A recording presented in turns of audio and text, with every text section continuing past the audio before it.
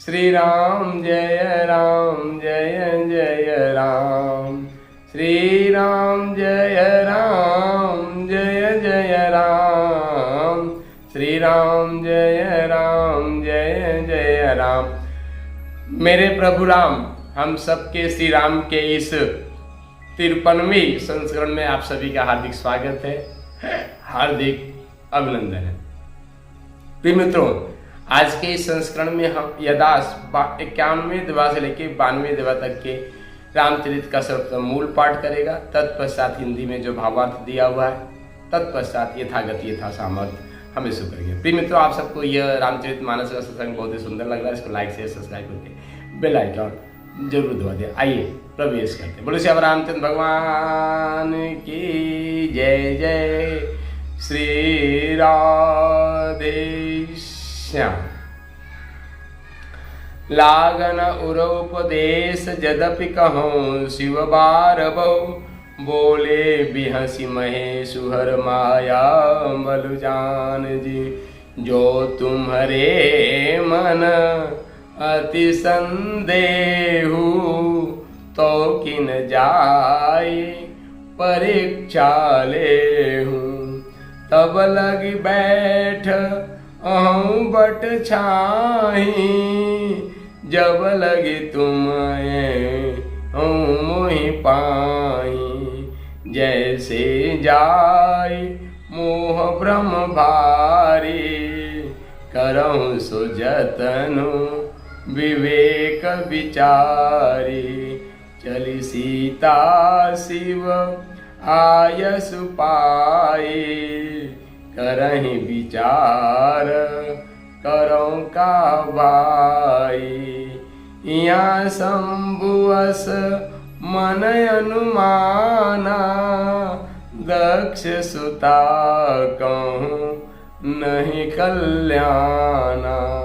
मोरे कहे न संशय जाहि, विध विपरीत भलाई नाही। हुई है सोई जो राम रचिरा का, को करि तर्क बढ़ावै साका। अस कहीं लगे जपन हरि नामा, गई सती जहाँ प्रभु सुख दामा। पुन पुन हृदय विचार करि, धर सीता कर रूप। आगे होई चलई पत तें जहीं आवत नर भूप। सियापति राम मेरे प्रभु राम।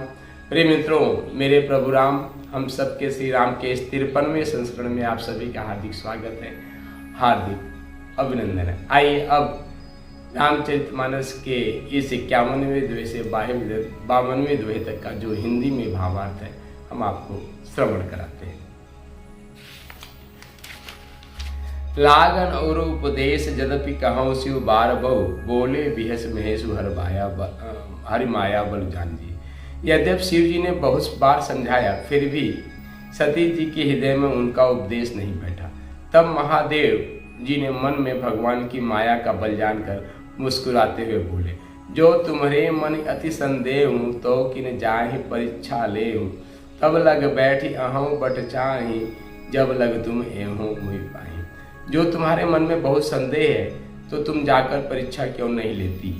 जब तक तुम मेरे पास लौट आओगी, तब तक मैं इसी बड़ की छाँव में बैठा हूँ। जैसे जाय मोह भ्रम बारी, करहूँ सजतन विवेक विचारी। चली सीता शिव आयस पाई, करहि विचारु करो का भाई। जिस प्रकार तुम्हारा यह अज्ञान जनित भारी भ्रम दूर हो, भली भांति विवेक के द्वारा सोच समझ कर तुम वही करना। शिव जी की आज्ञा पाकर सती चली और मन में सोचने लगी कि क्या करूं, कैसे परीक्षा लूं। यहाँ शंभु असमन अनुमाना, दक्ष सुता कहूँ नहीं कल्याणा। मोरे कहे न संशय जाहि, विध विपरीत भलाई नाही। इधर शिव जी ने मन में ऐसा अनुमान किया कि दक्ष कन्या सती का कल्याण नहीं है। जब मेरे समझाने से भी संदेह दूर नहीं होता, तब मालूम होता है कि विधाता ही उल्टे हैं, अब सती का कुशल नहीं है। होइहें सोई जो राम रचि राखा, को कर तर्क बढ़ावे शाखा। अस कहीं लगे जपन हरिनामा, गई सीता जहाँ प्रभु सुखधामा।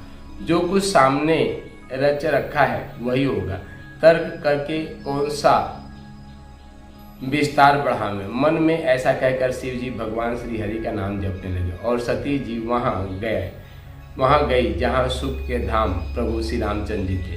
पुण्य पुण्य हृदय विचार कर धर सीता कर रूप, और आगे होई चलहि पंथ जेहि आवत नरभू। सती बार बार मन में विचार करके सीता जी का रूप धारण करके उस मार्ग की ओर आगे होकर चली, जिसे सती जी के विचार अनुसार मनुष्यों के राजा रामचंद्र जी आ रहे थे। बोलो श्री रामचंद्र भगवान की जय।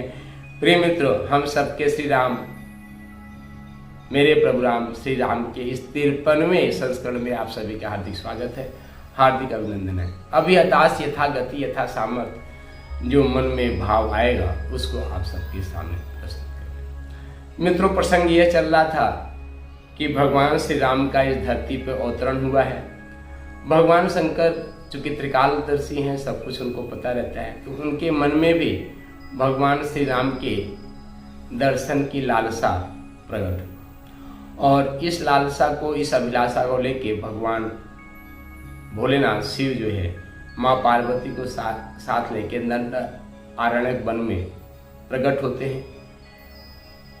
और दंड आरण्यक वन में भगवान श्री राम के दर्शन करते हैं, पर एक दूसरे का परिचय नहीं करते, चूंकि समय विपरीत है। और भगवान महादेव ये सोच रहे हैं कि यदि हम एक दूसरे से परिचय लेते हैं तो ये बात रावण को पता चल जाएगी, और भगवान राम जो मनुष्य के रूप में अवतरित हुए हैं, यह भेद भी खुल जाएगा। तो इस कारण एक दूसरे से परिचय नहीं करते। और उसी समय माँ सीता का रावण हरण करके ले जाता है, तो भगवान श्री राम एक मनुष्य की भांति एक लीला कर रहे हैं, बहुत ही विकल है।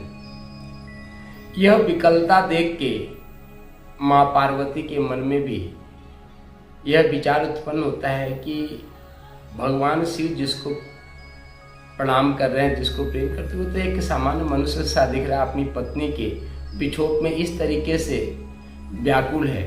क्या महापुरुष और भगवान के लक्षण होते हैं? इस तरीके से देख के, अवस्था देख के भगवान श्री राम का माँ पार्वती के मन में एक संदेह पैदा हो गया,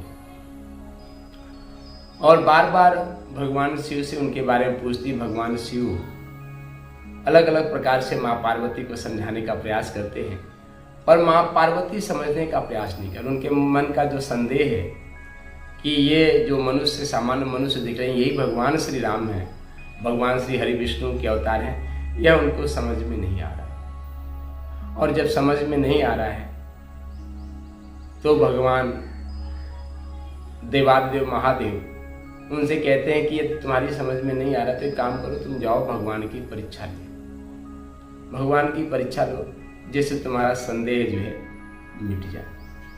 माँ पार्वती को यह बात अनुकूल लगती है, वह जाती हैं और जानने के साथ ही ये सोचती हैं किस प्रकार से भगवान की परीक्षा लें।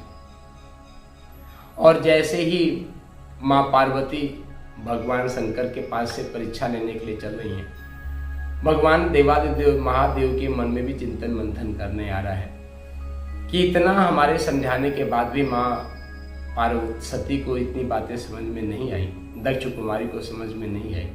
इसका मतलब यह है कि परमात्मा कुछ विचित्र खेल रचने जा रहा है, कुछ विचित्र ही होने जा रहा है, और इससे जो है माँ पार्वती का, माँ सती का जो है कल्याण नहीं है, दक्ष सुता का कल्याण नहीं। और ऐसा सोच के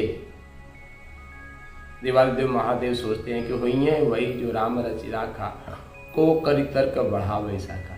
क्योंकि संसार में जो कुछ भी होता है वह पूर्व निर्धारित होता है। अस्तित्व नियंता जो है पहले से सब कुछ सोच के रखता है, तो यही बात सोच के देवादिदेव महादेव भी हरि नाम का श्री राम श्री राम श्री राम जप करने लगते हैं। उधर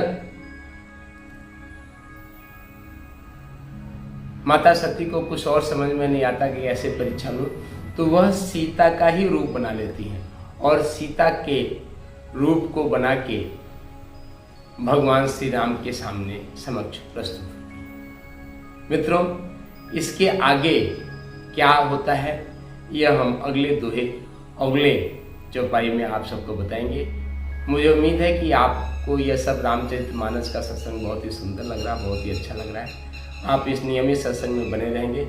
इसी मंगल कामना शुभकामनाओं के साथ जय जय श्री राधे श्याम। प्रिय मित्रों, इसको आप लाइक शेयर सब्सक्राइब करके बेल आइकन जरूर दबा दें और नियमित सत्संग में बने रहें। इसी मंगल में शुभकामनाओं के साथ जय जय श्री राधे श्याम।